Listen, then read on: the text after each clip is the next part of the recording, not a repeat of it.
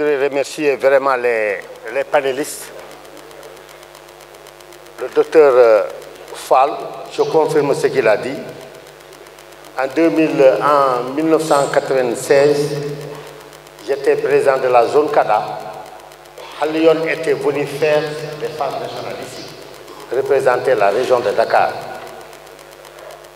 Alain que je viens de découvrir, mais on nous a beaucoup parlé de déclic. Bien avant les phases, l'ORCAV de Ziguinchor nous a beaucoup parlé de votre ONG. Le représentant du maire et du conseil départemental qui ont accepté de rester avec nous, parce qu'ils pouvaient rentrer, mais ils ont accepté de rester avec nous. Mais aussi mon ami et frère Alun Dabo, qui est président de la Ligue de Sédhiou. Mais on est ensemble aussi dans le comité exécutif de la fédération. Mon ami et frère, Souni Ndiatigi, Seydou Sane. Tout le monde sait les relations particulières, Boum Amagman, moi en répercussion avec chacun d'entre vous. J'ai voulu terminer par la famille Gassama. En 1996, j'étais président de zone 4A. Alors, s'il y a eu des personnes qui m'ont marqué dans le Navetan, Alassane en fait partie. En 1996, je me suis dit, parce qu'en ce temps-là, il était président de la région, de l'ORCAV, Gaussou, président d'ORCAV, je suis dit que je me marqué. Gaussou, je me suis dit, autorité bu mu amoon moom ak Alassane ma dem fekk dama bàyyi Abdou Ndong à Dakar ñett ñooñu mun naa wax ne ak Mamadou Mbaye yal na ko yàlla yërëm aussi ñooñu bokk nañu su ñu nga xam ne marqué nañ ma dans le mouvement sportif. Et tout le monde ceux qui sont là à Ziguinchor même ceux qui n'ont pas connu Gaussou et Alassane xam nañ autorité bu ñu amoon sur le nawetaan. Le respect que la République les vouer. C'est la même chose pour Abdou Ndonga, qui est aujourd'hui à Thionkisit. Il est installé à Thionkisit. Donc cette famille Gassama-là, c'est le cœur du Navetan. Tout le monde sait le rôle que cette famille a joué dans ce qu'on est en train de faire. Mais sur les Naglégui Nying aussi, c'est le même rôle qu'ils ont joué dans l'éducation. Je confirme ce que Ibrahim a dit lorsqu'on était venu ici durant ces phases-là. Ñom Pam Mbodj dinaan wax ne ay wóorul ak nangam nangam ma ne ko non lu wóorul amu fi yàlla rek moo fi am. On ne peut pas durant toute la crise la seule activité qui n'a jamais été interdite et par l'État du Sénégal et par le MFDC c'est le nawetaan et que ñun ñu ragal dem affronter ñooñu bu ñu demee effectivement on a constaté que dans le Bignona les marchés de nawetaan se passaient doo si yëg dara Jabilo est en train de me regarder. Et puis, effectivement, c'est les éléments du MFDC qui faisaient office de sécurité. Et ça se passait très bien. Alors, donc, Casamance, il faut avoir solo sur nous. Et tous les projets que nous avons faits, il y a un projet qui a été commencé par Nawetan. Même le pari dont parle Ismaël là, le test avait été fait ici. Hein. Le pari, c'était ça. Aujourd'hui, nous avons au moins 4 projets. Benebi, création d'usine d'eau. On a voulu, la première usine qu'on voulait faire, c'était ici. Promise moo ko naroon financé amoon nañ beneen projet bu nga xam ne rek création de fast-food dans les différents départements Ziguinchor et Bignona ont été retenus pour cela. Donc c'est pour montrer nous tout ce qu'on fait nous pensons que Casamance doit être au cœur. Des fois on domicilie ici des activités c'est pour montrer que c'est la même chose les gens vont à leur occupation en paix. Alors moi comme l'a dit quelqu'un aussi université yi bari na. Mais le fait que les gens sont restés beau bataille, tofi, n'est-ce pas? Ça montre que c'est des sujets importants. Mais le sujet, il est important, c'est parce que celui qui le traite bien. Vous avez pu capter l'attention de toutes les personnes qui sont là. Bon, lui, c'est une première. Parce que comme on a dit, la célébration du professeur Amadou Mokhtar-Mbow, certains oublient, hein, il y a quelqu'un qui l'a, Amadou Mokhtar-Mbow, l'ONCAV était allé le rencontrer avec CNRI. Vous savez, la constitution qui est là, la collecte des données de cette constitution-là, c'est l'ONCAV qui l'avait fait, à travers les départements. On avait organisé des séminaires, il n'y avait pas 46, on était 45. Dans les 45 départements, nos ODCAV avaient organisé des séminaires pour collecter le point de vue des populations par rapport à la Constitution. C'était Amadou Motambo qui était là et l'ancien Premier ministre Loum. Je ne sais pas si vous vous rappelez de cela. On était allé rencontrer Amadou Motambo, c'est mon voisin. On était allé le rencontrer chez lui. Peut-être c'est il y a 6 ans, 7 ans de cela. Mais si tu ne peux pas mengaler âge ak lu lay wax. Donc lolu koku amna lu comme yalla mayon amna lu mu defone ci monde bi tamit. C'est pourquoi nous on a eu le courage et pourtant on a eu le courage de dire qu'on va le célébrer et pourtant au moment où l'État nous mettait dans la commission de pilotage, il y avait déjà un choix par rapport aux phases culturelles. Il y avait un choix par rapport à l'université. Mais dès que l'État nous a dit, on vous met dedans, vous devez être le relais, on a dit, on abandonne les premières pistes pour faire de manière que Amadou Motambo soit un exemple. En tout cas, ce qu'on a entendu ici, ça doit nous satisfaire. Par rapport aux réseaux sociaux, nous, dans nos règlements, nous avons délibéré que quand ils parlent à l'ONCAV dans un réseau social, nous avons entendu nous suspendre. Dans nos règlements. Dans nos règlements, nous avons dit, si l'ASC Tillen, amna lu ko nakari ci zone wala ODCAV de Ziguinchor amna voie et moyen de poser le problème mais c'est pas d'aller attaquer le président de la zone et le kuko def gaay dañuy layo ak yow sur une autre personne qui dépasse di nawetaan attaque le nawetaan waxuma ONCAV de qui attaque la zone de Fongolémi ñun si on est au courant dañuy lay yobbu ci yoon layo la ak yow. Pour nous aussi c'est une manière de sensibiliser et nous avons dit on utilise les WhatsApp pour transférer les courriers, n'est-ce pas?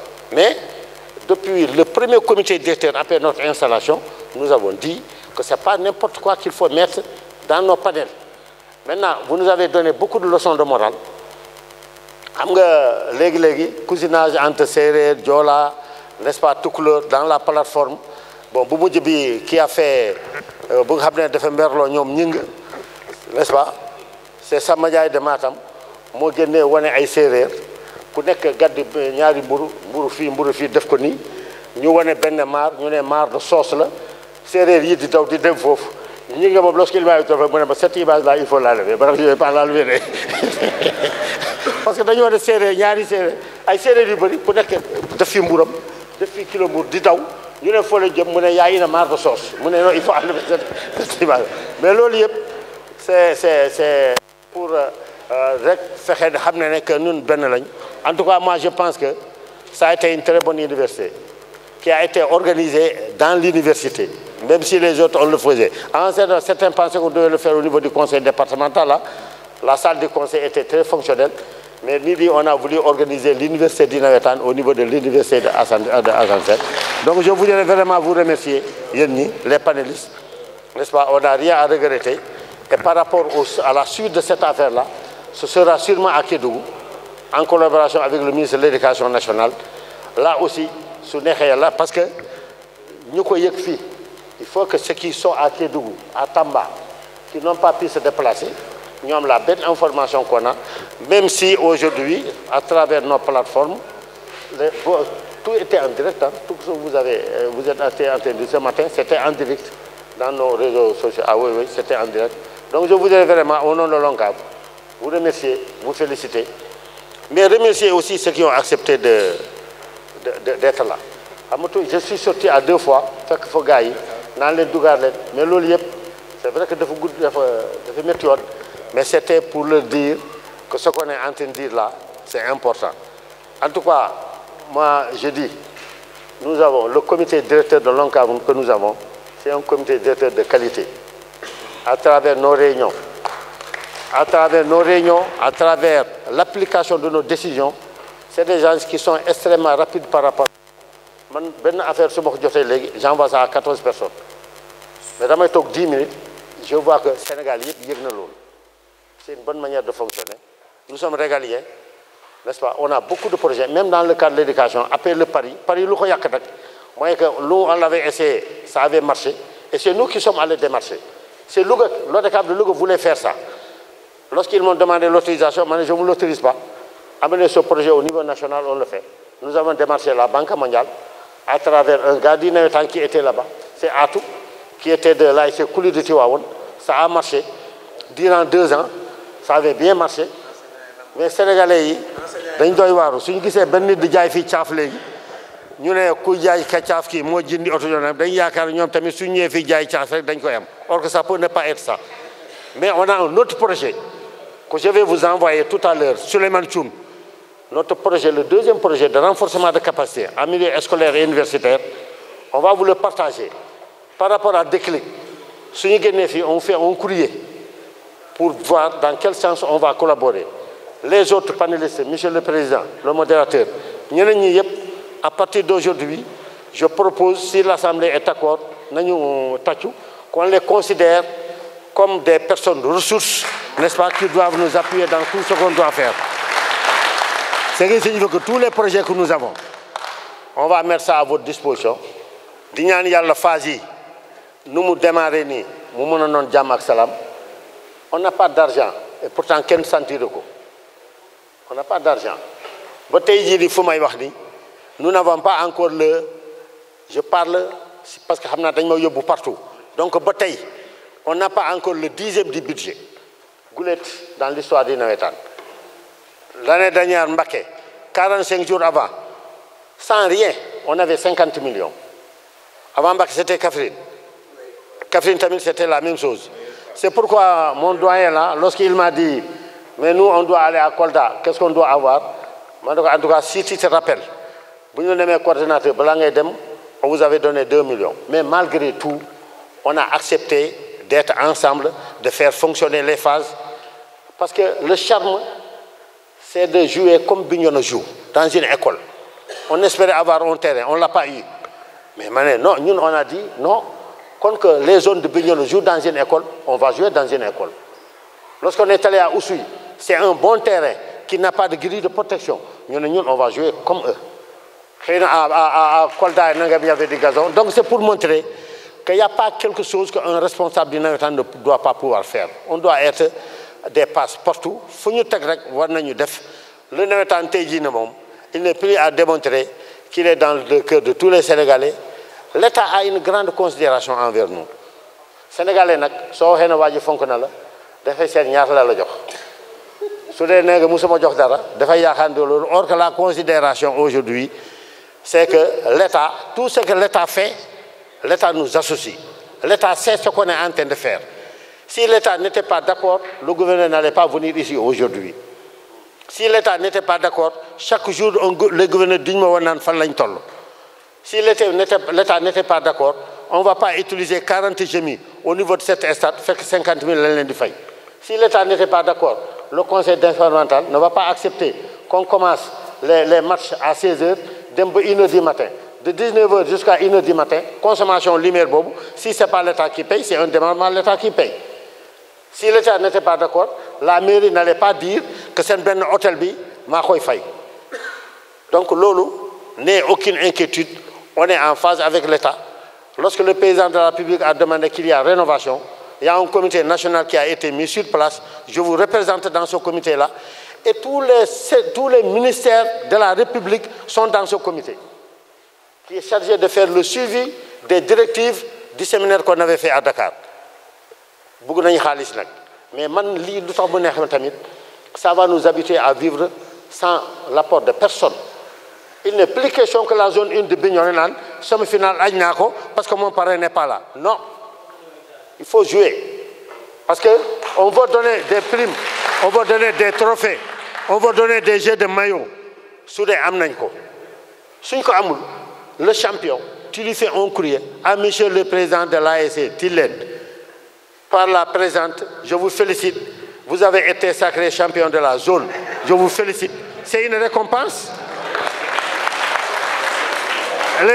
Quand il va à Dakar et ailleurs, ça que gars ont des moyens, ont aussi problème.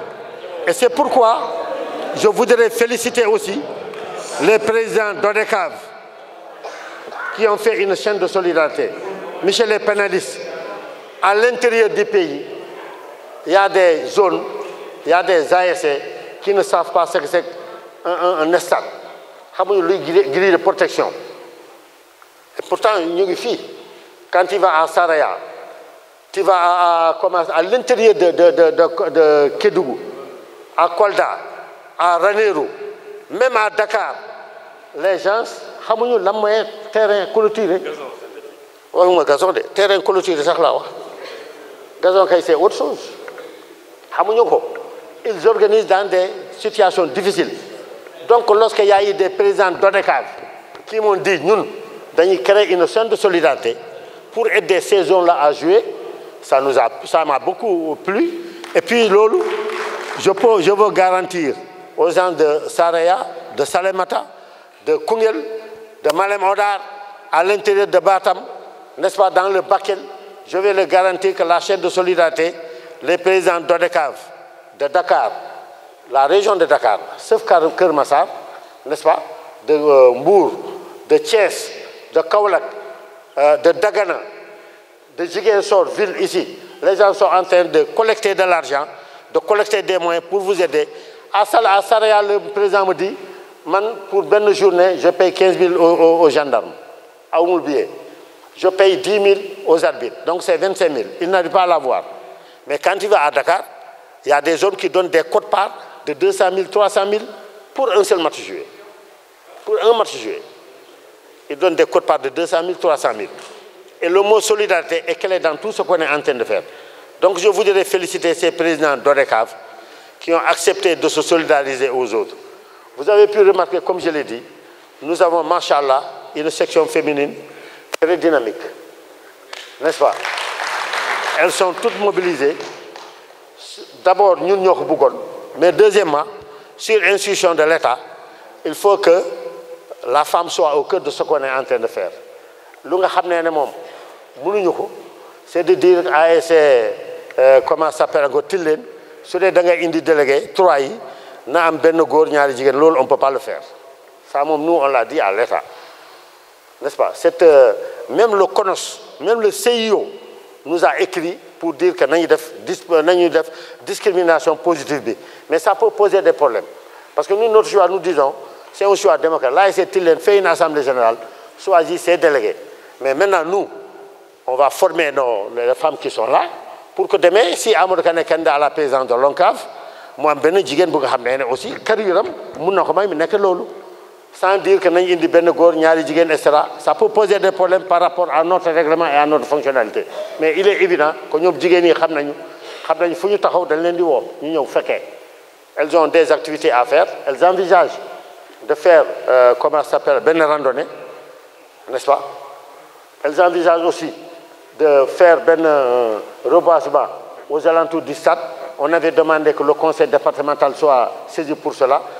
Nous avons une initiative. Donc c'est pour montrer, l'ONCAV, le Serigne Abdou waxoon rek bu ñu demee foofu di ko seeti 2016 boobu ngay wax noonu on est allé là-bas délégation ONCAV ñi fekkee il y a une photo qui est chez moi là où je suis avec Serigne Bara jour boobu dañu jóge Tivaouane dem Touba ñooy dañu sakku ñaan pour dem Casamance wàllu suñu nit yi nekk foofu pour que affaire bi jàmm am foofu Serigne Abdou mu ne man dama bëgg ngeen wax ban Serigne moo leen ñaanal mu ñaanal ma parce que yéen bayre bu ngeen am moom xamu foo leen ko jëlee n'est-ce pas am lu may wax nii am na ñu ko fekkee woon de ay yoo xam ne ñu ngi fii salle bi fekkee woon nañ donc c'est pour vous dire monsieur les pénalistes suñu génnee léegi ces réseaux sociaux yi quelqu'un va dire waaye quand il envoie la photo à Amadou ils vont dire que non il a duré ici il faut quitter bu leen loolu tiital il a duré ici il va quitter celui qui dure quelque part daal 2 aspects importants d'abord ñu ko teg foofu ñoo ko wóolu deuxièmement c'est parce qu'il n'est pas mauvais s'il était mauvais il allait quitter